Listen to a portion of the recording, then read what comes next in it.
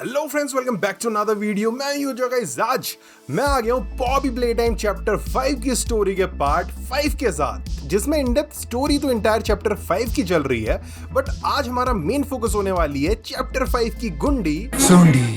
अबे साले Poppy Playtime chapter 5 Broken Things की secondary antagonist Lily Lovebraids की इंटायर बैक स्टोरी। तो गाइस यार, आगे बढ़ने से पहले मेक श्योर कर लो कि तुमने इस वीडियो के पिछले सारे पार्ट्स देखे हैं और प्लैनेट यूजे वाले चैनल पे मेरा इस गेम का गेम प्ले भी देखा है। तो यार, हगी वगी के माया जाल से बच के हमारा छछुंदर पहुंच जाता है स्वीट स्ट्रीट नाम की इस बस्ती में, जो थी रास्ते में डॉल हाउस के, जिधर बस्ती थी बैगनी बालों वाली लिली लव ब्रेड्स, जो बड़े मस्त से हंसती थी। अब बात करें स्वीट स्ट्रीट की, तो गाइस यार, ये ना एक ऑब्जर्वेशनल एरिया था जहां एक्सपेरिमेंट करने के बाद नए नवेले टॉयज बन चुके बच्चों को ऑब्जर्व किया जाता था। अब इसके बारे में ना हमें इधर मिली एक VHS टेप से पता चलता है 3 P's of diorama safety. Diorama मतलब वो बड़े बड़े ऑब्जर्वेशनल एरियाज, और 3 P's ऑफ सेफ्टी मतलब इधर काम करने वाले स्टाफ और साइंटिस्ट्स के लिए सेफ्टी इंस्ट्रक्शंस। पहला P था गाइस प्रिपरेशन, तैयारी, जिसके लिए इधर हर एनवायरनमेंट में 18 ताकें, 7 fail safe levers, hand scanners and voice से खुलने वाले दरवाजे, और कम से कम 3 लाल बटन थे, अलॉन्ग विथ अ डोर जो एक स्पेशल सिक्योरिटी कोड से खुलता था। दूसरा P था प्रिटेंडिंग, बहरूपिया बन के जाओ। सो जब भी स्टाफ या साइंटिस्ट्स इधर जाएं तो इन टॉयज के जैसे कॉस्ट्यूम पहन के जाएं, इनकी जैसी वॉइस लाइंस रट के जाएं, ताकि टॉयज को पता ही ना चले कि वो इंसान है, वरना। थर्ड P था नॉट पैनिकिंग, घबराने का नहीं। अगर टॉयज ने अटैक कर दिया तो पैनिक चिल्लाना है। सिक्योरिटी और मेडिकल टीम वाले थोड़ी देर में उधर मदद के लिए पहुंच जाएंगे। इसके अलावा लिली के डॉल हाउस में हमें इस स्वीट स्ट्रीट से रिलेटेड एक डॉक्यूमेंट भी मिलता है, ऑब्जर्वेशन लॉग स्वीट स्ट्रीट। ये तो किसी बेचारे से बच्चे के ऊपर एक्सपेरिमेंट की ऑब्जर्वेशन लग रही है भैया। एग्जैक्टली, बट अब वो बेचारा ऑफन एक टॉय बन गया था और उसे ऑब्जर्वेशन के लिए स्वीट स्ट्रीट में रखा गया था। बाकी डॉक्टर जेसिका न्यूमैन नाम की साइंटिस्ट उसे ऑब्जर्व कर रही थी। एंट्री 1 के अकॉर्डिंग जब शुरू में उसे इधर बनाए गए इस होम में रखा गया तो वो थोड़ा सा ना परेशान सा था। वो इसे अपना घर नहीं मान रहा था और इधर से भागने के लिए एग्जिट्स ढूंढता रहता था। बाकी रिसर्चर्स जब उसके पास वो कॉस्ट्यूम्स पहन के जाते थे तो वो ये भी नहीं पहचान पाता था कि वो इंसान थे, बल्कि वो सोचता था कि ये भी उसी के जैसे टॉयज हैं। देन एंट्री 2 बताती है कि आफ्टर 2 months अब उस एक्सपेरिमेंट की मानसिक स्थिति पहले से थोड़ी बेटर हो गई थी। वो अब उस एरिया को अपना घर मानने लग गया था। And with this scientists were happy कि स्वीट स्ट्रीट का पर्पस फुलफिल हो रहा था। इस एरिया में लाने के बाद टॉयज अपनी नई बॉडी को एक्सेप्ट कर ले रहे थे। But still doctor Jessica Newman was concerned कि ये तभी तक बढ़िया है जब तक इन एक्सपेरिमेंट्स को लगता है कि ये एरिया ही उनकी दुनिया है। बट अगर कोई ब्रीच हो गई, कोई तमाशा हो गया, फिर तो बहुत सारी जाने जाने से कोई नहीं रोक सकता। ओके भैया, समझ आ गया है, बट आप तो लिली की कहानी सुनाने वाले थे। हाँ गाइस, सुनाता हूँ, बट तुम लोग ना ये नोट याद रखना, क्योंकि एंडिंग में मैं तुम्हें बताऊंगा कि कैसे ये नोट लिली की बैक स्टोरी को ना थोड़ा सा कंफ्यूजिंग कर देता है। फिलहाल coming back to the story, so sweet street में बढ़िया से इस छुटकू ट्रेन का सफर करते हुए, गुब्बारे फोड़ते हुए छछुंदर पहुंच जाता है लिली लव ब्रेड्स के इस कार्डबोर्ड कटआउट के पास, जिसकी रिकॉर्डेड ऑडियो में वो अपने बालों की तारीफें करने में लगी होती है। Hi, I'm Lily Lovebraids, the girl with flair and out of this world hair. और इनवाइट कर रही होती है अपनी स्लम्बर पार्टी में। कहाँ है पार्टी शार्टी, मुझे भी बुलाओ, मस्त से इसके बालों का झूला बना के झूलूंगा।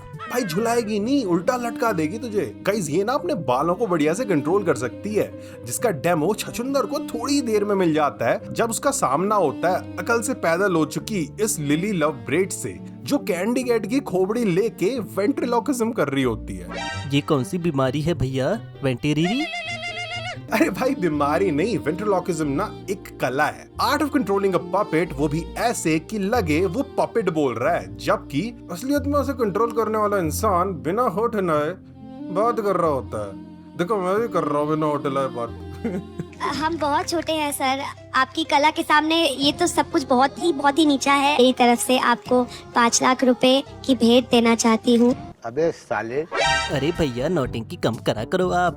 चलो फटाफट लिली की बैक स्टोरी सुनाओ। तो यार लिली की बैक स्टोरी शुरू होती है इस नोट से, एक्सपेरिमेंट 1468 प्रपोजल नोट, जो हमें लिली के डॉल हाउस में मिलता है। तो 6 अगस्त 1995, डेट याद रखना गाइस, को लिखे हुए इस प्रोजेक्ट प्रपोजल में एक्सपेरिमेंट 1468 यानी लिली लव ब्रेड्स के क्रिएशन का प्लान था।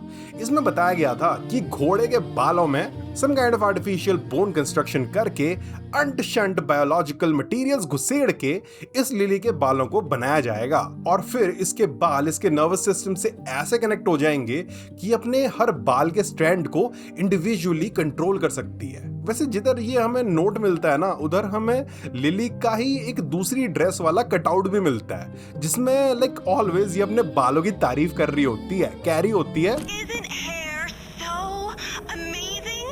It grows right through your skin. And you can eat it too. बाल कितने बढ़िया होते हैं, तुम इन्हें खा भी सकते हो। अरे भाई बाल वाल मत खाना, बाल खाने ही है तो गुड़िया के बाल खाओ, कॉटन कैंडी जिसे कहते हैं। असली इंसान या गुड़िया के बाल खाने की जरूरत नहीं है। चलो मैं भी कहाँ इसके बालों में रह गया। Coming back to the note, so इस नोट के एंड में ना इंक थोड़ी सी फैली हुई थी, बस इतना विजिबल था कि 20 अगस्त 1995 को किसी बच्चे को लिली लव ब्रेड में एक्सपेरिमेंट करके कन्वर्ट किया जाएगा।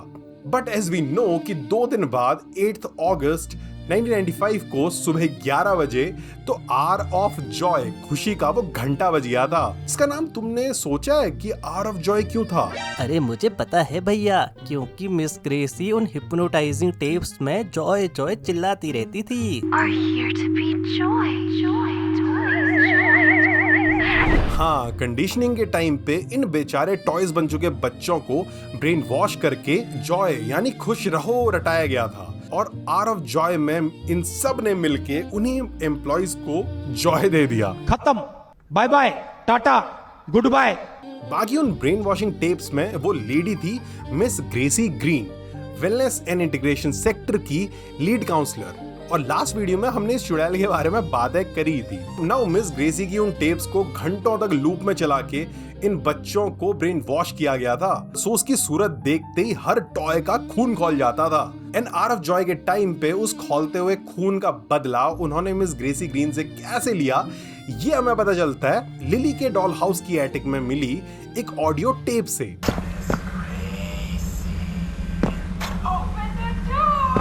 सो आर ऑफ जॉय के टाइम पे मॉन्स्टर टॉयज की एक टोली जिसमें स्माइलिंग क्रिएटर्स और नाइटमेयर क्रिएटर्स थे, वो पहुंच जाते हैं मिस ग्रेसी ग्रीन के स्टूडियो में जहां वो छुपी हुई थी। मिस ग्रेसी काफी डरी हुई थी, बाकी ये टॉयज उसके दरवाजे पे भड़बड़ मारते हुए उसे टॉन्ट करने में लगे हुए थे। रॉबर्टसन नाम के एक एम्प्लॉय को तो वो उसी दरवाजे के आगे मारते हैं ताकि उसकी चीखें मिस ग्रेसी को सुनाई दे और वो और भी डर जाए।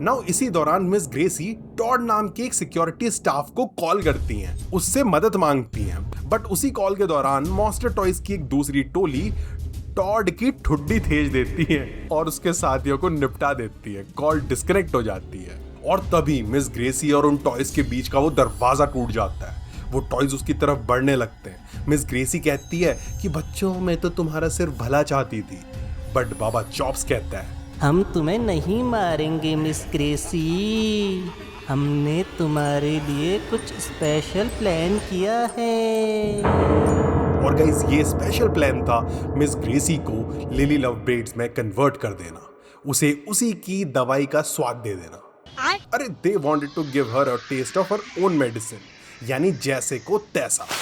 सो 20 अगस्त 1995 को प्रोटोटाइप ने लिली के बिगर बॉडीज वर्जन के क्रिएशन के उस प्री प्लान्ड प्रोसीजर को एग्जीक्यूट कर दिया, not on an orphan but on miss Gracie Green. Procedure successful रहा और वो चुड़ैल अब प्यारी सी पर्पल पगलू लिली बन गई। But her mind was not accepting कि वो लिली थी। शी स्टिल थॉट कि वो मिस ग्रेसी ग्रीन ही थी। सो शुरू की गई उसकी कंडीशनिंग, उसे उसी की उन्हीं टेप्स को दिखा के ताकि वो भूल जाए कि वो कभी इंसान थी और ब्रेन वॉश होके कंप्लीटली लिली बन जाए। नाउ स्वीट स्ट्रीट के ट्रेन के सफर में मिली एक ऑडियो टेप 96 आइसोलेशन डे 122 से हमें उस कंडीशनिंग के रिजल्ट के बारे में पता चलता है। 121 दिनों तक तो वो एक्सेप्ट ही नहीं कर रही थी कि वो लिली है, but then on 122nd day उसकी ओल्ड मेमोरीज फेड होने लगी और वो बोलने लगी, मैं एक टॉय हूँ मिस ग्रेसी ग्रीन, एक अच्छी टॉय, मैं प्रॉमिस करती हूँ। और फिर वो पागलों की तरफ बातें करने लगी और हंसने लगी। I love Huggy and I love Kissy and I love all the friends. अब वो टोटली लिली लवब्रेड्स बन चुकी थी, बट प्रोटोटाइप का गुस्सा उसे लेके ना अभी भी शांत नहीं हुआ था। सो उसने इन टोटल 410 दिनों तक उसे आइसोलेशन में अकेले ही रखा। जो पिछली वीडियो में ऑब्जर्वेशन लिली करके एक नोट मैंने तुम्हें एक्सप्लेन नहीं किया था, उसमें इस बारे में पता चलता है, जिसमें वो प्रोटोटाइप कह रहा होता है कि लिली को ना तो उनकी टीम ज्वाइन करने दिया जाएगा, ना ही मारा जाएगा, ऐसे ही तड़पाया जाएगा।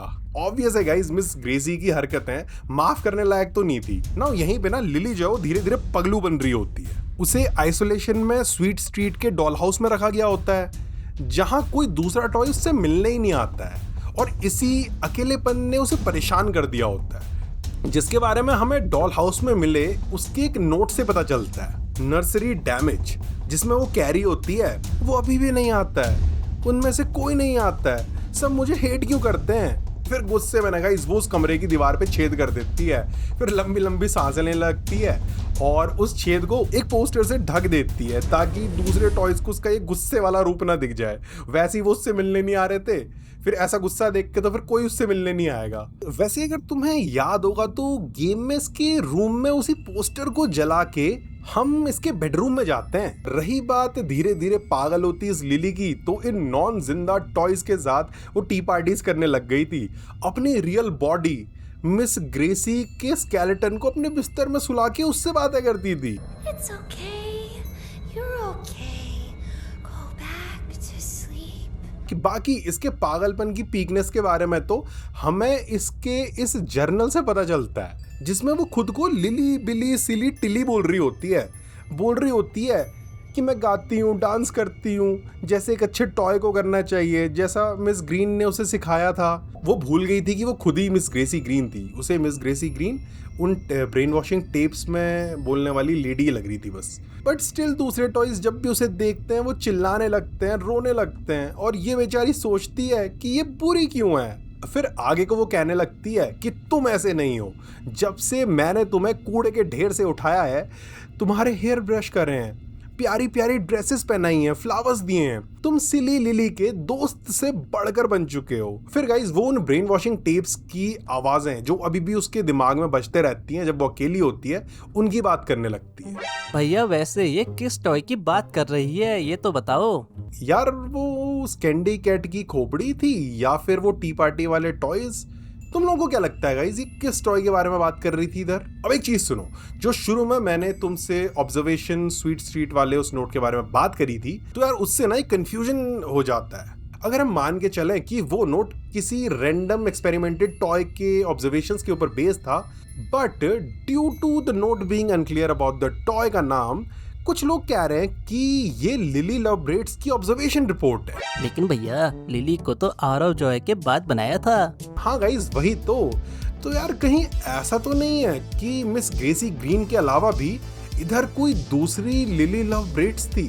तुम लोगों को क्या लगता है? कमेंट्स में बताओ जरा। तो गाइस यार ये थी डॉल हाउस में रहने वाली लिली लवब्रेड्स की बैक स्टोरी, जिसके साथ आगे क्या हुआ वो हम कवर करेंगे इन द नेक्स्ट पार्ट। बाकी यार तुम लोग बताओ कि तुम लोगों को लिली का कैरेक्टर कैसा लगा। मुझे तो यार इस गेम की फ्रेंचाइज में one of the best female characters लगा, ये मेरा तो फेवरेट में से हो गया है। बाकी चलो फिर आज की वीडियो में इतना ही। Hope you enjoyed. Thanks for watching the video friends.